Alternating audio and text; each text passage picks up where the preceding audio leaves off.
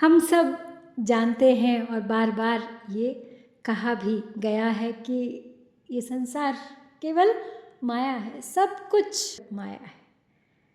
और जब ये सब माया है तो एक प्रश्न उठता है मन में, तो फिर साधना क्यों? फिर कोई कर्म भी क्यों?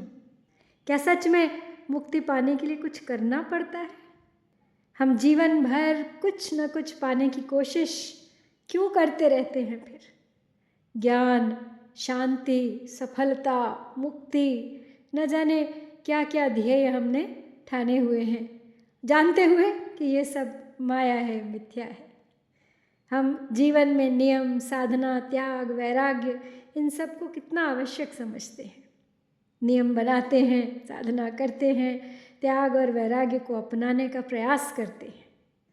लेकिन अष्टावक्र जी एक बिल्कुल ही अलग दृष्टि देते हैं। वो कहते हैं कि जहाँ सत्य है वहाँ न कोई साधन है, न साध्य, न बंधन है और न ही मुक्ति। नमस्कार, भारतवाणी से मैं कविता स्वागत करती हूँ आप सबका अष्टावक्र महागीता पर आधारित मेरी इस श्रृंखला की 53वीं कड़ी में।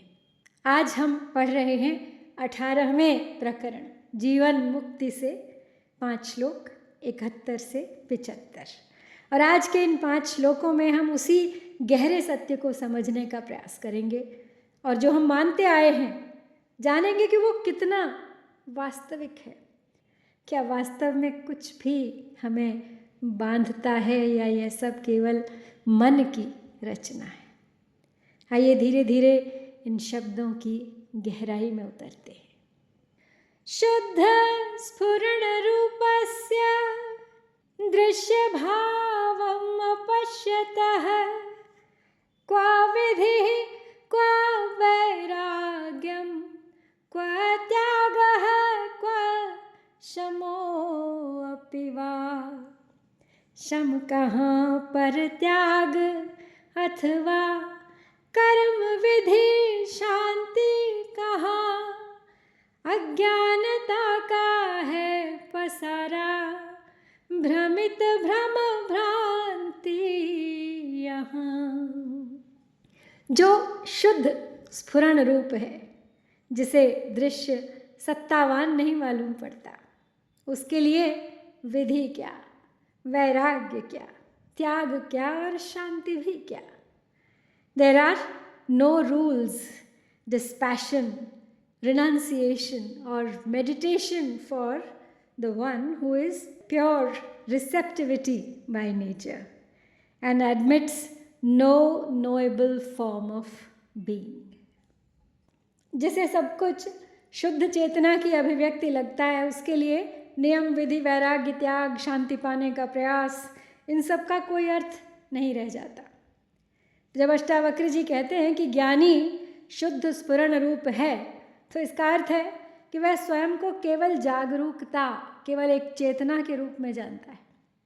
तब ज़रा सोचिए, अगर आप केवल देखने वाले हैं, केवल साक्षी हैं, तो फिर जो कुछ भी दिखाई दे रहा है उसकी वास्तविकता क्या रह जाती है? इसीलिए वो कहते हैं कि ऐसे व्यक्ति के लिए न कोई विधि है, न वैराग्य, न त्याग और न ही शांति पाने का प्रयास। क्योंकि ये सब तो तब तक आवश्यक है जब तक हम स्वयं को अधूरा मानते हैं। लेकिन जिस क्षण यह स्पष्ट हो जाता है कि मैं पहले से ही पूर्ण हूँ, तो फिर पाने के लिए भला क्या बचता है, और छोड़ने के लिए भी भला क्या बचा? सोचिए। तो ये श्लोक हमें धीरे से यह देखने को कहता है कि क्या हम साधनों में उलझे हैं या सत्य में स्थित हैं। अपने भीतर खोजने को कहता है। अब सोचिए, जब आप सपने में होते हैं तो नियम मायने रखते हैं, लेकिन जब जाग जाते हैं तो क्या आपको अपना वो सपना सुधारने की कोई ज़रूरत रह जाती है? वो स्वप्न था, उसके लिए कुछ करने की आवश्यकता नहीं है, उसे सुधारा या बिगाड़ा नहीं जा सकता। तो वही है ज्ञानी जो जागा हुआ है। आज के समाज में हम स्पिरिचुअल रूल्स में अक्सर उलझे रहते हैं, ऐसे बैठो, ऐसा करो, रिचुअल्स में। वास्तव में करना क्या है? करना है सत्य की साधना, सत्य को देखना। जब सत्य दिख जाएगा तो साधन अपने आप गिर जाएंगे। जो अपने स्वरूप को देखने लगा, अपने आप को पूर्ण समझने लगा, मान लो वो सहज रूप से शांत हो गया।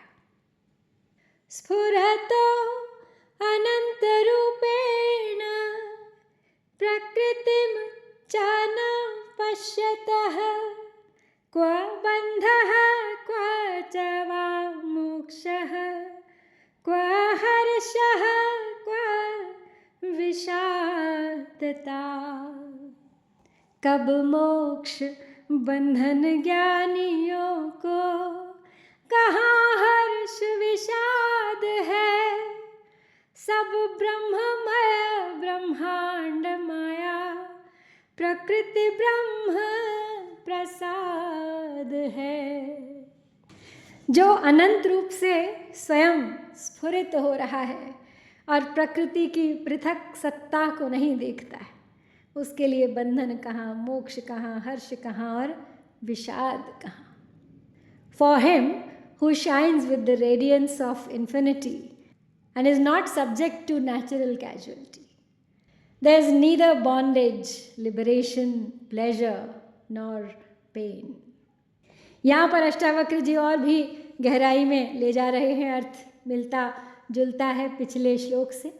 वो कहते हैं कि जो स्वयं को अनंत रूप में अनुभव करता है, जो ये नहीं देखता कि मैं और प्रकृति अलग अलग हैं, एक समझता है, अद्वैत भाव, उसके लिए न बंधन है, न मोक्ष, न हर्ष, न विषाद। हमारे जीवन में हर दिन ये द्वंद्व चलते रहते हैं, कभी खुशी, कभी दुख, कभी उम्मीद, कभी निराशा, और हम इन्हीं के साथ अपनी पहचान जोड़ लेते हैं। लेकिन ज़रा ठहर कर देखिए, क्या ये सब अनुभव आते जाते नहीं हैं? और जो इन सबको देख रहा है, क्या वह भी बदलता है? तो अष्टावक्र जी हमें याद दिला रहे हैं कि तुम अनुभव नहीं हो, तुम अनुभव के साक्षी हो। अनुभव बदलते हैं, तुम नहीं। जो अपने को अनंत चेतना के रूप में देखता है, उसके लिए न बंधन है, न मोक्ष है, न सुख है, न दुख है, सब द्वंद्व समाप्त। जैसे समुद्र, लहर उठी तो मानो खुशी व्यक्त हुई, लहर गिरी तो लगा कि दुख ही दुख है। लेकिन समुद्र खुद कैसा है? वैसा का वैसा, ज्यों का त्यों, अपरिवर्तित। तो आज के परिप्रेक्ष्य में आप देखिए, हम अपनी इमोशंस से ही अपनी पहचान को जोड़ लेते हैं। लेकिन इमोशंस तो आनी जानी है, असली सत्य तो मैं स्वयं हूँ। मैं अनुभव नहीं हूँ, मैं अनुभव का साक्षी हूँ। और जब ऐसा मैंने मान लिया तो मेरे चारों ओर होता है केवल अनंत आनंद, परम आनंद। बुद्धि पर्यंत संसारे माया मात्रम विवर्तते, निर्ममो निरहंकारो निष्कामः शोभते बुधः। संसार में पर्यंत बुद्धि माया की ही माया है, निष्काम बुद्ध प्रबुद्ध दृष्टि में जगत केवल छाया है। बुद्धि के अंत तक ही संसार है और ये केवल माया का विवर्त है। इस तत्व को जानने वाला बुद्धिमान ममता, अहंकार और कामना से रहित होकर शोभित होता है। Pure illusion reigns in samsara, which will continue until self-realization. But the enlightened man lives in the beauty of freedom from me and mine, from the sense of responsibility and from any attachment. अब इस श्लोक में यहाँ एक बहुत ही सूक्ष्म बात कही गई है कि संसार बुद्धि तक ही सीमित है। यानी जितना हम सोचते हैं उतना ही संसार बनता जाता है, बढ़ता जाता है या घटता जाता है। हम कहते हैं मेरा घर, मेरी पहचान, मेरी सफलता, लेकिन क्या ये वास्तव में हमारे हैं या सिर्फ मन की धारणाएं हैं। ज्ञानी जब ये जान लेता है कि ये सब केवल और केवल माया का विस्तार है, इसी कारण फिर वो न मेरा में फंसता है न मैं में उलझता है। उसकी सुंदरता, उसकी शांति किसी प्रयास से नहीं आती, बल्कि इसलिए आती है क्योंकि उसके भीतर कोई पकड़ नहीं है। और शायद हम भी देख सकते हैं जहाँ पकड़ कम होती है वहीं जीवन हल्का होता है, खींचातानी नहीं है भीतर बिल्कुल।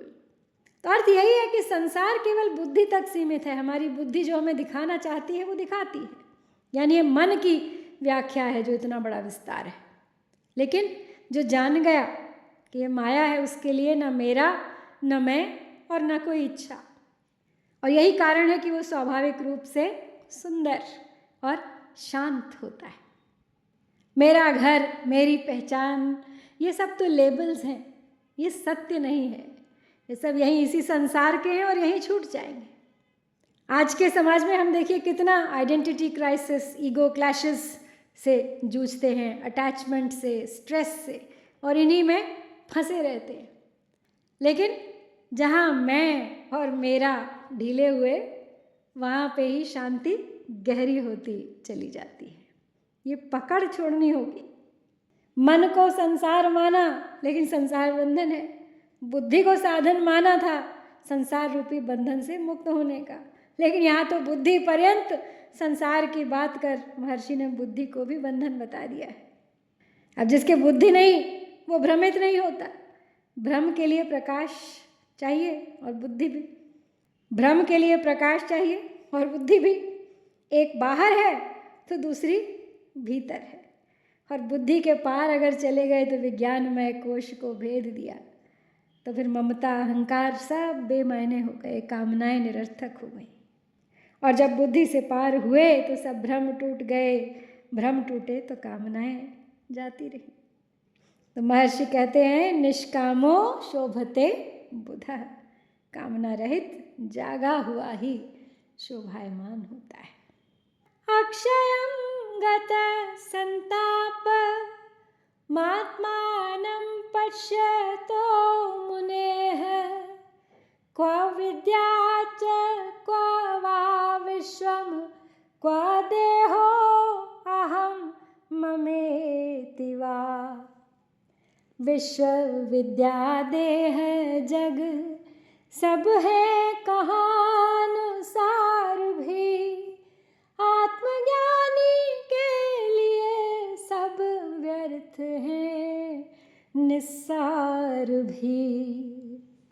जो मुनि संताप से रहित अपने अविनाशी स्वरूप को जानता है, उसके लिए विद्या कहाँ और विश्व कहाँ, अथवा देह कहाँ और मैं या मेरा कहाँ।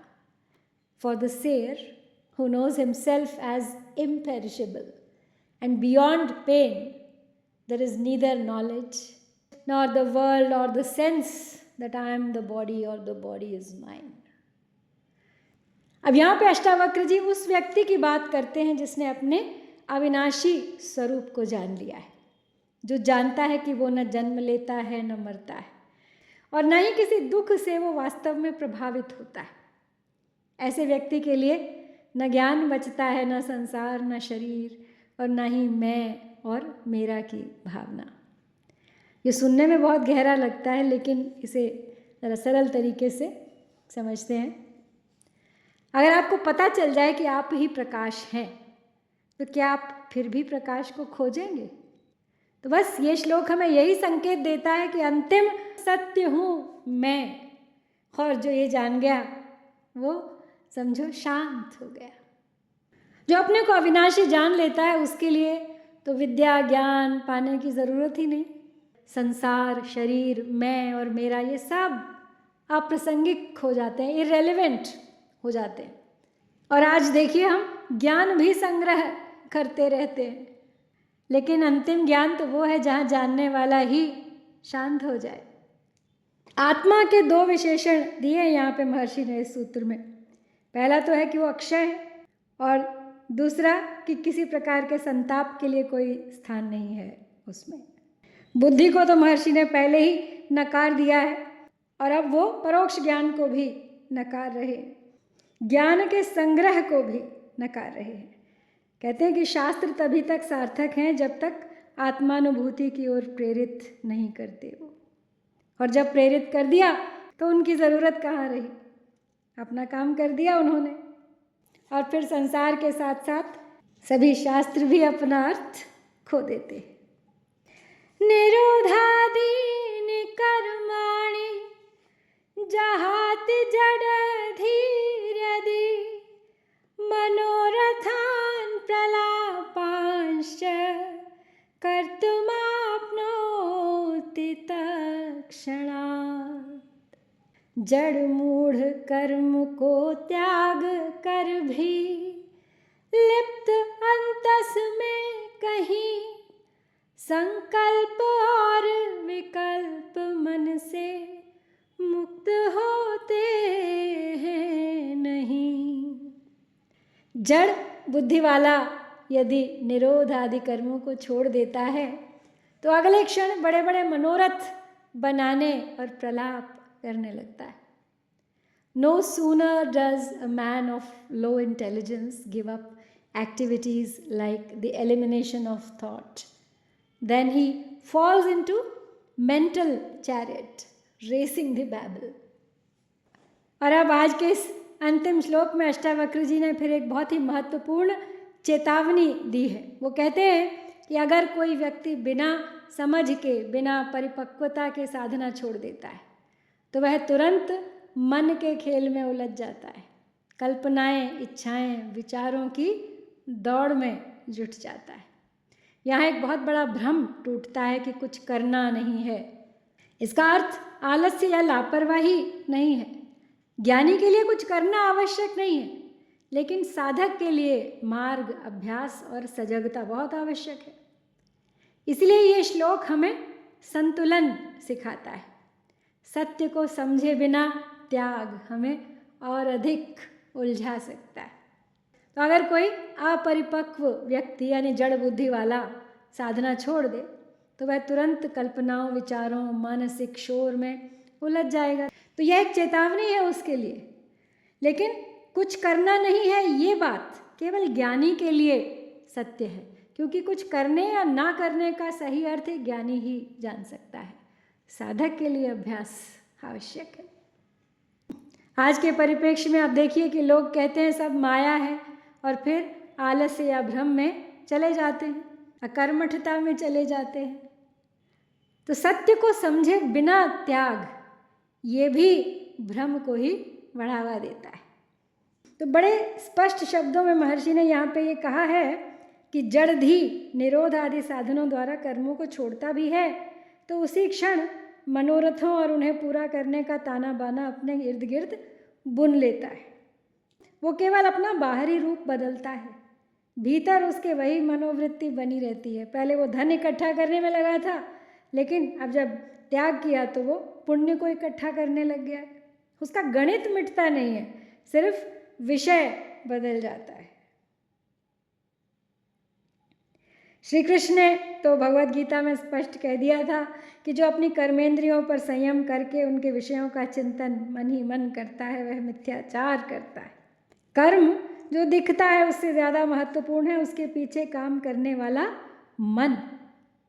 तो कोई क्या कर रहा है ये महत्वपूर्ण नहीं है, महत्वपूर्ण तो है कि वह क्यों कर रहा है, मोटिव क्या है उसका। मंदिरों से जूतों की चोरी होती है, जूते चप्पलें उठाने वाला भी मंदिर में आया होगा। बाहर से ठीक है, समझा जा सकता है कि वह ईश्वर की आराधना करने आया है, लेकिन असलियत तो वो नहीं है ना। यहाँ पे इंटेंशन महत्वपूर्ण है। तो मूढ़ बुद्धि जो है वो निरोध करते करते भी मनोरथों के जगत में ही विचरता रहता है। तो आज के इन 5 श्लोकों में अष्टावक्र जी हमें गहरी दिशा देते हैं, एक अत्यंत सूक्ष्म बात बताते हैं कि सत्य में न कोई साधन है, न साध्य, न बंधन, न मुक्ति। लेकिन ये केवल समझने की बात नहीं है, इसे धीरे धीरे अपने भीतर उतरने देना होता है। और जब हम ये कर रहे होते हैं तब साधना आवश्यक है, तभी फिर ये पहचान जागती है। तो जीवन फिर धीरे धीरे अपने आप शांत, सहज और पूर्ण हो जाता है, अपने स्वरूप में स्थित हो जाता है। तो फिर किसी भी चीज़ का संग्रह आवश्यक नहीं, न ज्ञान का, न धन का। यही है स्वरूप में स्थित होना। तो आज आपको इसी विचार के साथ यहाँ छोड़ती हूँ। शीघ्र लौटूंगी अगले सप्ताह इसी प्रकरण के अगले 5 श्लोकों के साथ। प्रतीक्षा कीजिएगा। ओम शांति शांति शांति।